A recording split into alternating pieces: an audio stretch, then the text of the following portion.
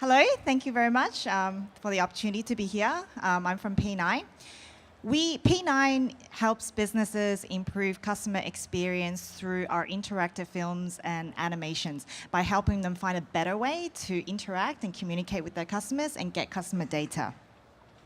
So the core of what we do is try to help businesses understand their customers better, get customer insight, but without stalking their online activities, stalking what they're doing online, and also without boring them with the processes that we have all experienced, the paperwork, application forms, questionnaires, and in the case of financial services and insurance, which is the bulk of our business at the moment, the boring underwriting process.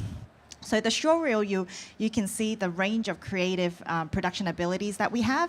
And in this example that you're about to see is an example of how we have helped an insurance company incorporate two insurance products with a credit card company's website. And by the customer selecting the avatar, we're able to capture their gender and their age, which is then used for the personalized offer at the end of the game journey. And here's an example of our more robust interactive game using real-life film footage. In this film, what you're seeing is called the road trip, and each choice that you make within this game will actually lead to a different plot line. So for example, in the first instance, when you see the two teacups, if it wasn't a male who was actually using this game, it was a female, it'll actually be a female actor coming in and picking up the red cup and then actually acting the story afterwards. And every interaction afterwards will also change the storyline. However, linking this back to customer insight, we actually use these sorts of game scenarios as a way to actually understand our customers' behavior. So behind this is a heavily researched and statistically significant buy propensity model for financial services product. Our thesis is that trying to understand what your customer needs is better understood through how they react to situations, how they plan, and how they behave in a scenario like this, as opposed to asking them what banks and insurance companies are traditionally asking, which is your age, your gender, how many kids you have, and income level, which through our study we've proven to be weaker predictors. So we're able to put all this together, and we're unique. We're one of the few companies in the world who's able to do true interactive films, meaning that the film footage, the movie actually changes as you interact with it. And also, we're the only company that actually brings together this creative storytelling into customer insights. And everything that all the creative contents we do are customized for the client, so each story is different. And we're able to do this because we do have a diverse team ranging from the creatives as well as statisticians and researchers. We're also proud to say that we've only been established for 1 year, but we're completely project funded, financially strong. Thank you very much for your time today.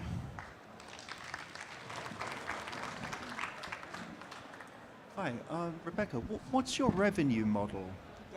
So basically, we're B2B, so we work with corporates, and usually they will give us either an amount which is fixed in the beginning to actually pay for the initial production of the creative work, and then we also charge them monthly amounts based on the amount of data that we expect to be coming in from the interactions. Now, if we expect the volume, the income stream to be quite large, then we waive the initial upfront, and basically we create that personalized creative content for them as part of the ongoing relationship with them.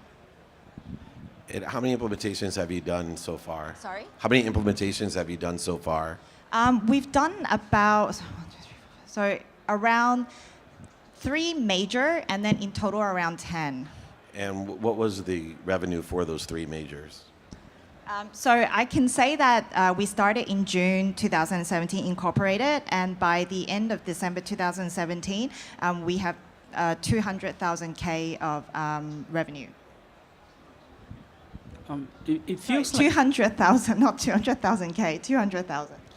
It feels like for the storyline, some people would use you as a professional service, but to make this a really scalable business, maybe where you can do 200 million of revenue, then you either need a lot of people or you need to rethink your strategy. That's one point. The second point is now the big companies, whether you are the Facebook, you are the Taobao or Alibaba, they know everything about you, right? They have so much data. I don't know whether they will sell it to the insurance company and the bank, but by the time you sit at the computer, they already know whether you are male or female, whether you got kids, where you live at night, where you work. Yeah. So I'm not sure if it's needed to go through this sort of, this whole thing. They probably know more about you today than you yourself know. Yeah. So it's a very scary world that we live in today. So really good points, both points. So with the first point, we get asked that a lot. So how is it scalable? Now, our purpose was never to actually build a platform where it can be cookie cut for everybody. And that's why we are a B2B business. Every business needs something really different. Now, on the point of how can we actually grow with the work with the customization, there are bigger implementations where the company actually wants a really personalized or customized film. And there are companies who actually want to use the backbone, the propensity model, and the way that we gather data and the way that we understand customers. And the interface is much more simple. So the animation, the graphic work is much more simple. And I can say it's actually, with the creative team behind it, building that is not that difficult. It is the backbone, is the knowledge. So I'm not too worried about the scalability. And on the second point, also really good point. Actually, there is so much buzz or so much concerns nowadays of companies, especially in the banking and finance and insurance, of actually getting data from customers and learning about them in a platform where that wasn't its original purpose. And when we look at those industry now, which is still very traditional, they absolutely need to get data, not from social media, but directly through the customers themselves. And they can't get away with it because of the regulations and because of the product itself. And we're simply basically transforming that process into an engaging one so that their customers are willing to provide the information, but in a regulated, compliant way. Please thank Rebecca from Thank you. P9. Good job. High five. Cool. Was that